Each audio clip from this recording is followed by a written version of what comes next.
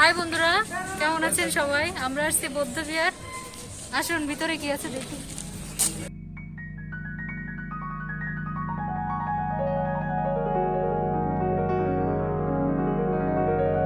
শালবন বিহার বৌদ্ধ মন্দির ইতিহাস আর ঐতিহ্যে ঠাসা কুমিল্লা জেলার একটা অন্যতম দর্শনীয় স্থান। প্রথম দর্শনে আপনার মনে হতে পারে এটা নেপালের ওয়ার্ল্ড পিস প্যাগোডা, কিন্তু স্থাপত্যকলার এই অসাধারণ নিদর্শন আমাদের দেশের কুমিল্লা জেলায় অবস্থিত। অনেকে অবশ্য এটাকে নব শালবন বিহার হিসাবে জানে।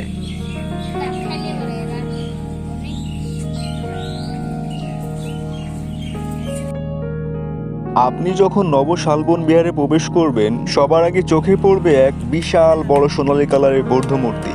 তার সামনেই আছে রাজকীয় স্টাইলে বসে থাকা দুইটি সিংহের মূর্তি।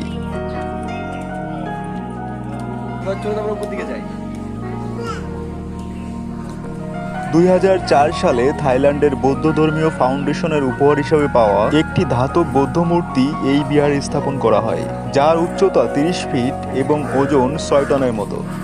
শৈল্পিক এই বৌদ্ধ মন্দিরটি দক্ষিণ পূর্ব এশিয়ার বৌদ্ধ ধর্মাবলম্বীদের কাছে শান্তি বিহার হিসেবে পরিচিত। জায়গাটা অনেক সুন্দর লাগছে।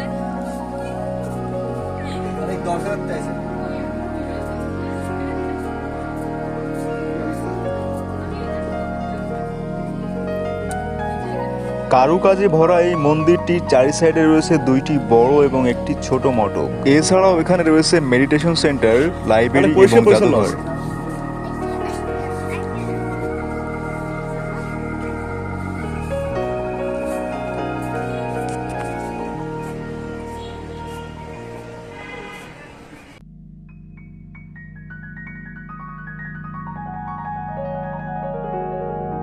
এই হলো সেই বৌদ্ধ মূর্তিটি এবং উপাসনার ঘর, আর এটা হলো দান বক্স।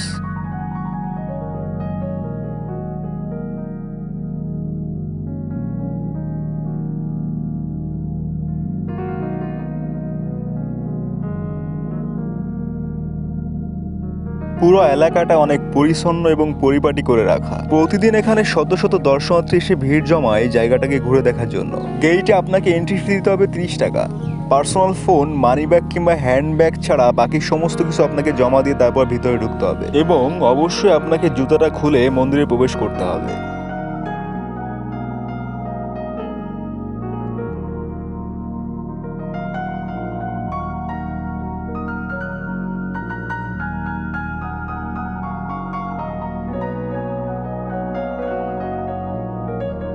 দেখুন কত সুন্দর এবং নিপুণ হাতের কাজ।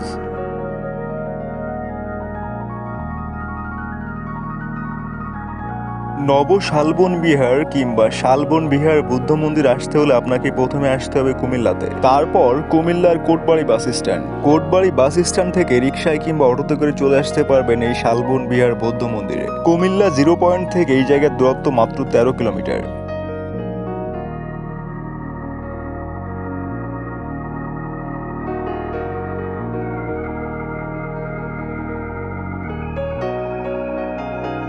আশা করছি ভিডিওটা আপনাদের অনেক ভালো লেগেছে। ভিডিওটি ভালো লাগলে প্লিজ আমাদের চ্যানেলটি সাবস্ক্রাইব করতে ভুলবেন না। সময় পেলেই বন্ধু বান্ধব কিংবা পরিবারকে নিয়ে ঘুরে আসতে পারেন এই সুন্দর মন্দিরটিতে। আজ এ পর্যন্তই। সবাই ভালো থাকবেন, আমাদের জন্য দোয়া করবেন। Good bye, see you next videos.